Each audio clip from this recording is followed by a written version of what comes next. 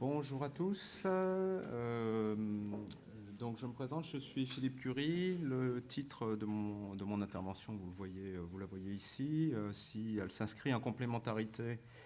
du poster que vous avez eu le temps de regarder ou que vous n'avez pas eu le temps de regarder. En tout cas, vous le ferez peut-être après. L'idée pour moi ici, c'est de reprendre les éléments qui sont un peu les éléments significatifs d'originalité du poster et puis de compléter avec un certain nombre d'éléments que je souhaitais partager avec vous aujourd'hui. Je vais commencer par essayer de contextualiser un peu le sujet qui est le mien, qui est à la fois une préoccupation de chercheur, c'est ce qui m'amène à communiquer devant vous aujourd'hui, mais aussi une préoccupation de formateur impliqué dans la formation des enseignants. Mes préoccupations, elles tiennent au lien qu'entretiennent l'éducation, la santé et l'école, avec cette idée qu'au centre de tout ça, on a la lutte contre les inégalités sociales, des choses qui sont très structurantes à la fois de la santé et de l'éducation, et puis que les méta-analyses dont on dispose au jour d'aujourd'hui pointent les corrélations entre santé, réussite des élèves et bien-être dans les structures, c'est-à-dire à l'école. En particulier, les méta-analyses pointent l'efficacité de quelque chose qui est décrit comme une approche prometteuse et qui nécessite la contribution des enseignants qui vont accueillir ces élèves dans les établissements scolaires. Cette approche prometteuse, c'est l'approche des écoles promotrices de santé,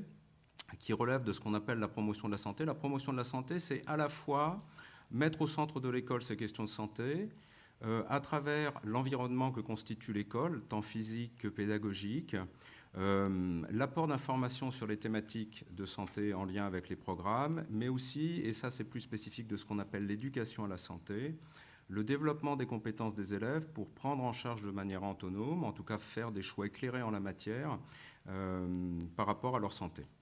C'est par ailleurs le cadre de la politique éducative de santé en France, à travers, par exemple, le parcours éducatif de santé qui est sorti en 2016, et vous avez l'arrière-plan politique promoteur de santé qui correspond à ça. Lorsqu'on regarde du côté des enseignants expérimentés, à travers les différentes études qui ont pu être conduites, une fois qu'on a présenté les éléments que je viens de vous présenter, eh bien les choses ne vont pas de soi. Et l'éducation à la santé, qui fait partie des éducations A, se traduit dans la pratique des enseignants expérimentés par une diversité de pratiques, depuis l'apport d'informations, par exemple, sur l'alimentation en lien avec ce que disent les programmes de SVT, à des pratiques partenariales beaucoup plus systémiques et pensées à travers les différents axes que je vous ai rappelés tout à l'heure. Par ailleurs, concernant la pratique, une fois de plus, des enseignants expérimentés, eh bien, on identifie, par rapport à la mise en œuvre de ces pratiques qu'on va qualifier d'ordinaire, une influence de la formation initiale. Est-ce que les enseignants expérimentés ont bénéficié de dispositifs en formation initiale ou pas? Du volume de formation, d'une façon générale, qui reste un levier, du travail collectif lorsqu'il est mis en œuvre ou pas, mais aussi de l'intérêt pour ces histoires de santé et pour l'éducation à la santé. Donc la question se posait pour nous de comprendre un peu quel était le rôle de la formation initiale, puisque ça fait partie chez les expérimentés des facteurs qu'on identifie, de savoir, lorsqu'on proposait ces contenus-là en formation initiale, le sens que construisaient les enseignants débutants en éducation à la santé, puis de savoir s'ils s'emparaient de ces enjeux, c'est-à-dire des questions d'inégalité sociale de santé. Pour approcher ce sens, on partait du principe je suis parti en tout cas du principe, en reprenant les écrits des auteurs que vous voyez apparaître là, que en fait, l'activité des étudiants lorsqu'ils sont en formation initiale est essentiellement une activité qui consiste à analyser les tâches qui leur sont données, qui leur sont prescrites. Et on rentre à ce moment-là dans un processus de redéfinition qui leur permet non seulement de comprendre, mais de s'approprier ou de retenir tout ou partie de ce type de prescription. En fait, ce qu'on cherchait à identifier, c'est la base d'orientation de l'action à venir en éducation à la santé, c'est-à-dire quels étaient les buts, la manière dont ils définissaient l'éducation à la santé et les propriétés des pratiques déclarées qu'ils souhaitaient mettre en œuvre. Concernant l'originalité de la méthodologie que nous avons employée, qui est une méthodologie quantitative par questionnaire auto-administré, eh bien, le premier élément, c'est la diversité des parcours en SP à prendre en compte. Donc, 3 sites SP enquêtés, 3 années universitaires, 11 parcours de formation différents analysés, premier et second degré, pour prendre en compte la diversité des publics accueillis en SP, professeurs des écoles, professeurs de lycées professionnels, conseillers principaux d'éducation, et ceci dans une perspective longitudinale, condition nécessaire de ce que nous disent les études sur le développement professionnel.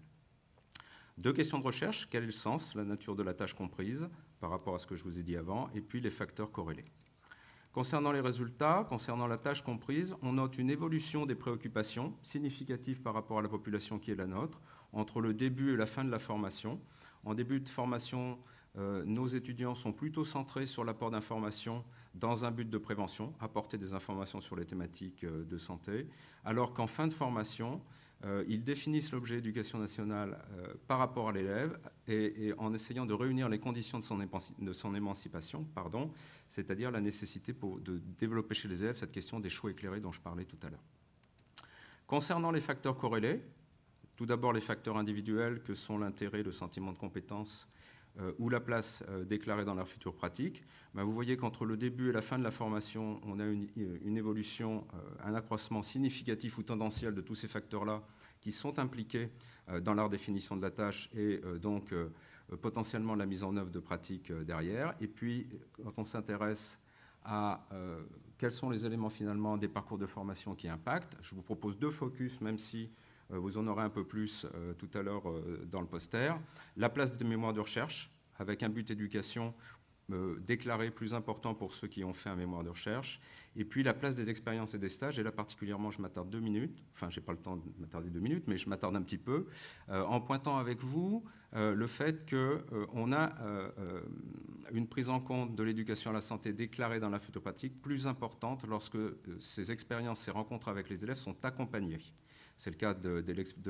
lorsqu'ils font l'expérience de l'éducation à la santé en stage ou lorsqu'ils ont des stages directement en lien. Par contre, pour les expériences non accompagnées, autour de l'objet, on impacte négativement l'intérêt dont je vous ai rappelé tout à l'heure qu'il était en lien avec leur définition de la tâche. En conclusion, très rapidement, nos travaux démontrent une influence de l'offre de professionnalisation en éducation à la santé et puis pointent le fait que pour s'approprier la complexité de la tâche et du rôle de l'enseignant, il faut prévoir le lien entre théorie et pratique, donc les conditions véritablement d'une alternance intégrative et que l'accompagnement est nécessaire par les formateurs en particulier. Il me semble qu'en cette période de réforme, ça peut être une conclusion intéressante. Merci beaucoup.